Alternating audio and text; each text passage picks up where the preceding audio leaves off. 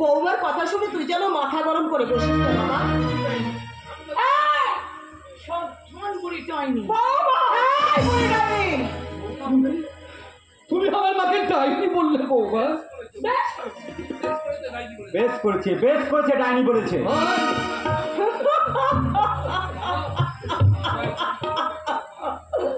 আমাকে আমাকে তুমি ক্ষমা করো বৌমা।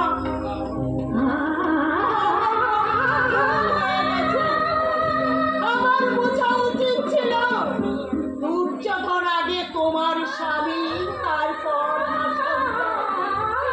সন্তান যে একটু একটু করে কবে কখন পর হয়ে গেছে আমি বুঝতে পারিনি না, আমি বুঝতে পারিনি। না মা না, এই যুধিষ্ঠির তোমার কোনোদিন পর হতে পারে না। আমি চিরদিন তোমার সন্তান হয়েই থাকবো। আমার উপায়ে বসে খাচ্ছ আর আমার বইকে তোমরা সবাই মিলে নির্যাতন করছো।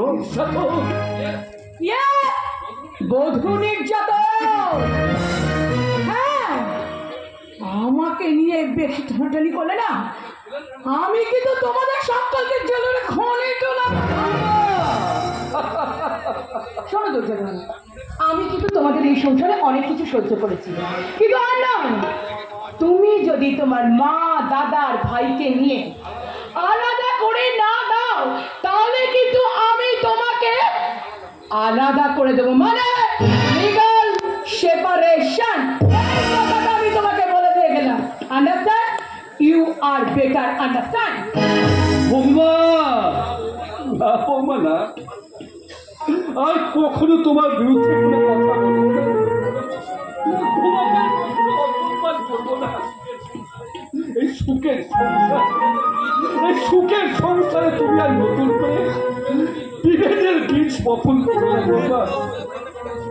বহু কষ্টে তিল তিল করে গড়ানো সংসারটা তোমার বুকের বিষে এমন করে ভেঙে দিও না বৌমা।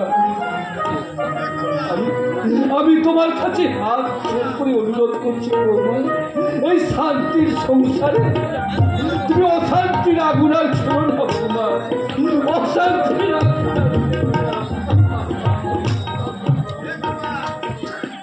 মাননীয় দর্শকবৃন্দ, আপনারা বলতে পারবেন এখন আমার কি করা উচিত? যে মা ছোটবেলায় বাবা মারা যাওয়ার পর পরের বাড়ির ঝিয়ের কাজ করে পরম স্নেহ মমতায় আমাকে কোলে পিঠে করে মানুষ করেছি, কি সব দাদা যে সুখ স্বাচ্ছন্দ্য যৌবন বিসর্জন দিয়ে আমাকে কোলে পিঠে করে মানুষ করেছে, তাদের বাসা থাকা আমার কর্তব্য। তাকে অগ্নি সাক্ষী রূপে বিয়ে করে ঘরে এনেছি, তার পাশে আমার থাকা কর্তব্য।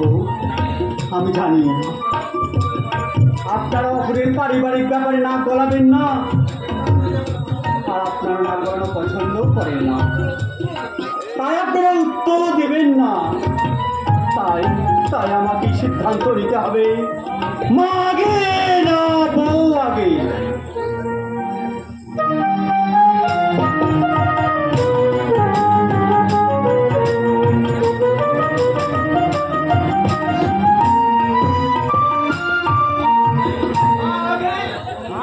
जननी आगे, देश आगे, और कर्नल रॉय पहले हो अभी সকলের কাছে নয়। আমার নাম মাসুদ ইব্রাহিম আছে, সবাইকে মাসুদ বিজনেসম্যান। এখানে কি চাই? আপনার কাছে একটা জরুরি প্রাইভেট বাতচিত করতে হবে না। কর্নেল হোসেন রায়ের সাথে ডিউটির মাঝে কারো কোনো প্রাইভেট কথা থাকতে পারে না। সব জানতে পারবেন, লেকিন বলুন তার পারমিশনে এই সেনা ছাউনির কাছে এসেছেন कर्नल रॉय। हमें दुबई का मशहूर बिजनेसमैन, हमें थोड़ा आर्म्स का बिजनेस करो था, इसलिए आपका मदद बहुत जरूरी है। কিভাবে একটা ছোট কাম সাকসেসফুল করতে পারলে আপনি পাবেন আনলিমিটেড ফরেন মানি। ঠিক আছে। বিদেশি হানাদার শত্রু এই ভারতের সীমান্তে ঘাঁটি গাড়তে চাইছে। কি বললেন? Yes, Mr. Roy, আপনি ইচ্ছা করলে আমার প্রস্তাবে রাজি হয়ে নিজের ভাগ্যটাকে আপনি ফেরাতে পারেন। আপনার সাহস থেকে আমি অবাক হয়ে যাচ্ছি। শুধু সাহস নয়, স্বার্থও আছে। স্বার্থ? Yes, Mr. Roy, এই বিদেশি হানাদার শত্রু ভারতের সীমান্তে ঘাঁটি গাড়লেই আমাদের অস্ত্র বিক্রির ব্যবসা বহুত বেড়ে যাবে। এই মুহূর্তে আপনি এখান থেকে চলে যান আর জেনে যান ঘুষ দিয়ে ভারতীয় সেনাবাহিনীর মনুষ্যত্ব কিনে যায় না। আমাদের মন বল আর শক্তি কঠিন পাথরের মতো জীবন দেব তবু ভারত মাতার সম্মান তোমাদের মতো বেঈমানের কাছে বিক্রি করবো না। আমার কথার মতো কাজ না করলে আপনার বেবি আর বাচ্চা সব গায়েব হয়ে যেতে পারে। অপহরণের ভয় দেখিয়ে আপনি কাজ আদায় করতে পারবেন না। বউ বাচ্চার চেয়ে দেশ আগে, মা আগে। सोचिए, अच्छा से सोचिए कर्नल, नहीं तो बाद में बहुत पछता है। দ্বিতীয়বারও কথা উচ্চারণ করলে কুকুরের মতো গুলি করে মারবো।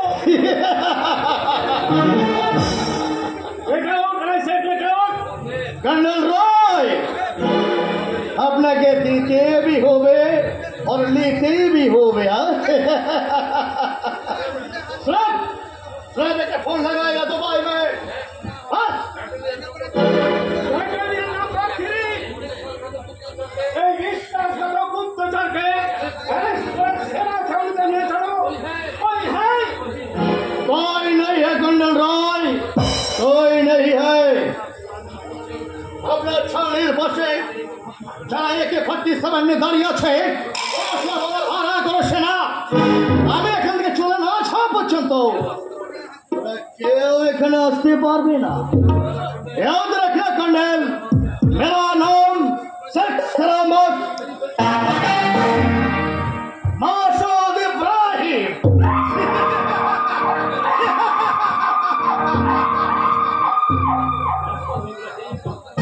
মাসুদ ইব্রাহিম বিদেশি খানাদার শত্রুর রক্তচর ঘুষ দিয়ে সম্পদকে বীজ বপন করে ধর্মকে জ্বালিয়ে পুড়িয়ে ছাই করে দিতে চাইছেন। হিন্দু মুসলমানের ভাতৃত্বের বন্ধন ছিন্ন করতে চাইছে না। বন্ধুদের নয় যাতে আমাদের উৎসব তাদের আমরা কিছুতেই সীমান্তে ঘাঁটি রাখতে দেব না। জীবন দেব, তবু জননী গিয়ে অরাধীনতার লড়াই করতে দেব না। করুন, করুন, করুন। করেছে সব কটা সাম্রাজ্যের সেনা গুলি খেয়ে মরেছে। কে তুমি? আমি হলাম গিয়ে ধৈর্য ধরে আমি অপেক্ষা করে আছি আর একটা কুরুক্ষেত্রের যুদ্ধ দেখবো বলে। কুরুক্ষেত্র? হ্যাঁ, নতুন করে কুরুক্ষেত্রে যুদ্ধ হবে আর সেই যুদ্ধে জয়লাভ করবে যে মাটিতে ক্ষুদিরাম প্রফুল্ল চাকি